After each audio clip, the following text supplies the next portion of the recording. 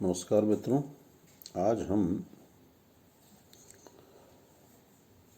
एक कॉमन सा टॉपिक है जिसकी राजस्थान विश्वविद्यालय में तो बीए भाग प्रथम में चर्चा है और बीकानेर विश्वविद्यालय में बीए भाग सेकंड का जो सेकंड पेपर है भारत में सामाजिक समस्याएं, और राजस्थान विश्वविद्यालय में भारतीय समाज में इसकी चर्चा है।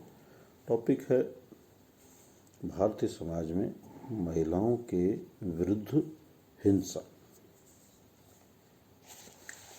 स्त्री के संदर्भ में भारतीय समाज में दो प्रकार के दृष्टिकोण हैं।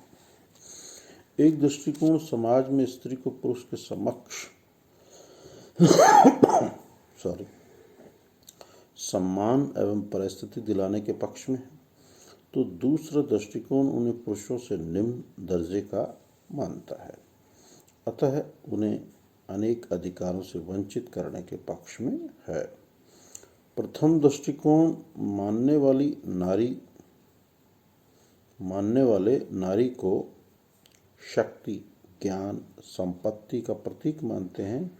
उसे दुर्गा, सरस्वती, लक्ष्मी के रूप में पूज्य मानते हैं।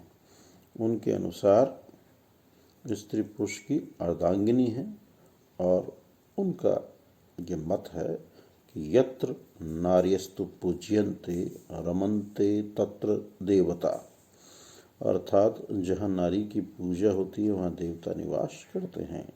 यदि वास्तव में समाज में नारी को यही स्थान प्राप्त है तो नारी के प्रति किसी भी प्रकार का अपराध, अत्याचार, हिंसा नहीं हो सकती।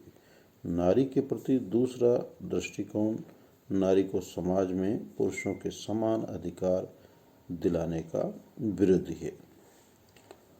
इसी कारण से समाज में नारी को उत्पीड़ित किया जाता है, उसका शोषण एवं दमन होता है, उसके प्रति हिंसा बरती जाती है, उसके साथ बलात्कार किया जाता है, उसे प्रताड़ित किया जाता है, जलाया जाता है, पीटा जाता है, उसकी हत्या तक कर दी जाती है। नारी के प्रति किए जाने वाले इन्हीं अपराधों एवं दुर्व्यवहारों को देखकर मैथिली शरण गुप्त ने कहा, नारी जीवन हाय तुम्हारी यही कहानी, आंचल में है दूध और आँखों में पानी। महिलाओं के प्रति हिंसा एवं अपराध कोई आज के युग की घटना नहीं है, वरन प्राचीन भारत में भी इसके अनेक उदाहरण मिलते हैं। महाभारत काल में युधिष्ठिर ने अपनी पत्नी द्रौपदी को जुए में दांव पे लगा दिया था और दुर्योधन ने भरी सभा में उसका चीरहरण कर अपमानित किया।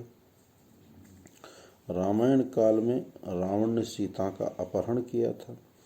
विधवाओं को भारत में अनेक अधिकारों से वंचित किया जाता रहा है तथा नाना प्रकार के कष्ट दिए जाते रहे हैं।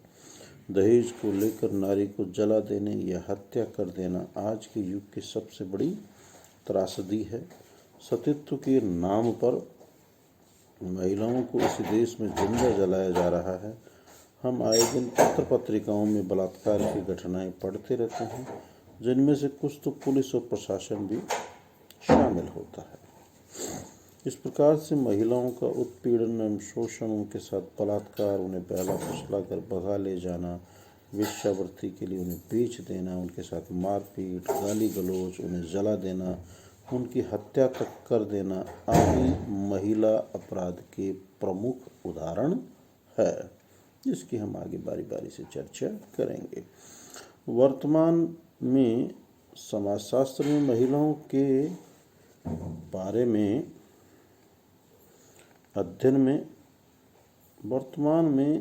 समाजशास्त्र में महिलाओं के बारे में अध्ययन में रुचि का विकास हुआ। रेडिकल सोशियोलॉजिस्ट जो समाज के दलित एवं उपेक्षित वर्ग के अध्ययन में रुचि रखते हैं ने भी महिलाओं के अध्ययन के प्रति काफ़ी संवेदनशीलता दिखाई। समाज सुधारकों, राज्य सरकारों, विश्वविद्यालयों, महाविद्यालयों में स्थापित महिला प्रकोष्ठ, अपराध शास्त्रियों आदि ने महिला अध्ययनों में रुचि दर्शाई है और महिलाओं से संबंधित अनेक आयामों का अध्ययन किया जा रहा है। वर्तमान में कुछ लोग अपराध में महिलाओं की भूमिका एवं महिलाओं के प्रति हिंसा एवं अपराध विषयों में रुचि लेने लगे हैं। हम यहाँ महिलाओं के प्रति किए जाने वाली हिंसा, अपराधों, उनके कारणों, उन्हें रोकने संबंधित उपायों आदि पे विस्तार से चर्चा करेंगे।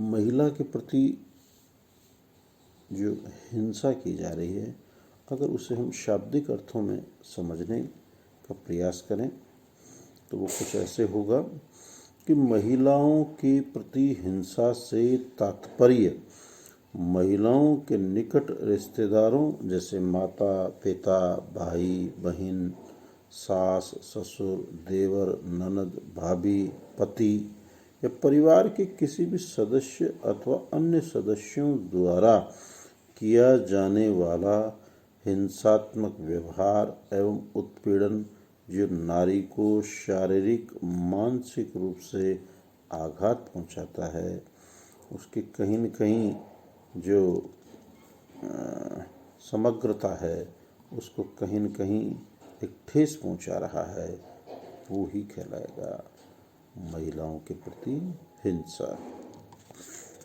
महिलाओं के विरुद्ध हिंसा और उसके उद्देश्यों के आधार पर निम्न सब टॉपिक्स में इसको हम बांट सकते हैं। जिस हिंसा का उद्देश्य धन प्राप्त करना हो, जैसे दहेज के लिए पत्नी को पीटना या धमकी देना। दूसरा है जिस हिंसा का उद्देश्य कमजोर पर सत्ता कायम करना हो, जिसका उद्देश्य यौन सुख प्राप्त करना हो। जो हिंसा अपराधकर्ताओं के व्यक्तित्व संबंधित विकृति के कारण की जाती है, जिस हिंसा का कारण तनावपूर्ण पारिवारिक परिस्थितियां होती है और जो हिंसा पीड़ित महिला द्वारा प्रेरित होती है। महिलाओं के विरुद्ध हिंसा को एक अन्य वर्गीकरण के माध्यम से भी हम प्रस्तुत कर सकते हैं, जैसे आपराधिक हिंसा, इसमें हम बात कर लेंगे बलात्कार, अपहरण की। दूसरा है घरेलू हिंसा महिलाओं के प्रति, इसमें हम चर्चा कर सकते हैं।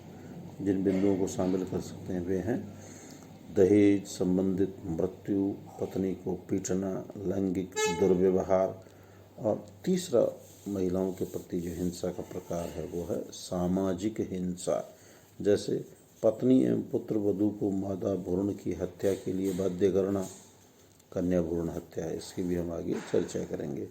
महिलाओं से छेड़छाड़, विधवा को सती होने के लिए बाध्य करना, दहेज के लिए तंग करना एवं स्त्री को संपत्ति में हिस्सा नहीं देना। अब हम महिलाओं के प्रति जो अपराध हैं उनमें यौन अपराधों से हम हमारी बात को आगे और बढ़ाते हैं। भारत में महिलाओं का उत्पीड़न प्राचीन काल से ही होता रहा है, जिसका उल्लेख हमें प्राचीन धर्म ग्रंथों और पुस्तकों में मिलता है। समाज में प्रचलित रीति रिवाजों, मूल्यों, विश्वासों, विचारधाराओं का भी महिला उत्पीड़न में योगदान रहा है। आज़ादी के बाद महिलाओं के कल्याण के लिए कई वैधानिक प्रयास किए गए। उनमें शिक्षा का प्रसार हुआ, आर्थिक रूप से आत्मनिर्भर हुई। इसके बावजूद भी उनके प्रति किए जाने वाले अत्याचारों, अपराधों में कोई उल्लेखनीय कमी नहीं आई। बलात्कार, दहेज प्रथा, महिलाओं को जला देने, भगा ले जाना, अपहरण करने, उन्हें मारपीट की घटनाएं आज भी अखबारों की सुर्खियों में रहती है। नैना साहनी हत्याकांड, जिसमें नैना साहनी को उसके पति ने टुकड़े टुकड़े करके तंदूर में जला दिया, की याद हमें आज भी ताज़ा है।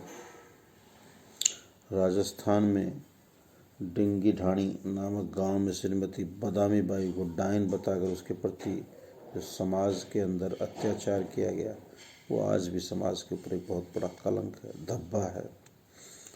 महिलाओं के साथ अगर किए जाने वाले अपराधों की हम बात करें तो उनमें से 2/3 अपराध, लगभग 66% अपराध हमारे 5 राज्य मध्य प्रदेश, उत्तर प्रदेश, महाराष्ट्र, आंध्र प्रदेश और राजस्थान में होते हैं। महिलाओं के बारे में प्रदर्शित किए गए आंकड़े अपूर्ण हैं, पूरे नहीं हैं। क्यों? क्योंकि उनके प्रति किए गए सभी अपराधों को ना तो पुलिस रिकॉर्ड में दर्ज किया जाता, न ही नारी के प्रति घर में किए जाने वाले अपराधों को घरेलू मामला समझकर पुलिस भी उसमें हस्तक्षेप नहीं करती और स्त्रियां भी उन्हें बाहर उजागर करना उचित नहीं मानती है। नारी उत्पीड़न का एक प्रमुख रूप यौन उत्पीड़न है। जहाँ स्त्रियां कार्य करती है वहाँ उनके मालिक एवं बॉस के द्वारा कभी कभी स्त्रियों का यौन शोषण किया जाता है। उन्हें ऐसा करने के लिए आर्थिक एवं अन्य प्रकार के प्रलोभन दिए जाते हैं। समर्पण न करने की स्थिति में उनके साथ दुर्व्यवहार किया जाता है, उन्हें परेशान किया जाता है, उन पर झूठे आरोप तक लगाए जाते हैं। ऐसी स्थिति में स्त्री में हीनता का भाव पैदा हो जाता है। इंग्लैंड में एक अध्ययन में पाया गया कि 10 कामकाजी महिलाओं में से लगभग 7 यौन उत्पीड़न की शिकार होती है। यौन उत्पीड़न की स्थिति में कई बार महिला की लंबी छुट्टियां लेनी पड़ती है या नौकरी तक छोड़नी पड़ती है। इससे न केवल उसके आर्थिक जीवन पे ही प्रभाव पड़ता है वरन उसका मानसिक धरातल भी पूरी तरह से अस्थिर हो जाता है। ये हम मानते हैं मित्रों कि मानसिकता व्यक्ति की बहुत महत्वपूर्ण है। जब मानसिकता टूटती है तो व्यक्ति टूट जाता है, समाज में वापस नहीं खड़ा हो पाता। आगे मैं कल आपसे जो महिला के प्रति जो भिन्न भिन्न प्रकार के दुराचार अपराध हैं उनकी चर्चा करूँगा। आप लोग ज़्यादा से ज़्यादा वीडियोस को देखें, समझें, अपनी जिज्ञासाएं पूछें, लाइक करें वीडियो को, कमेंट्स करें, इसको शेयर करें। इन्हीं शुभकामनाओं के साथ सुप्रभात मित्रों, धन्यवाद।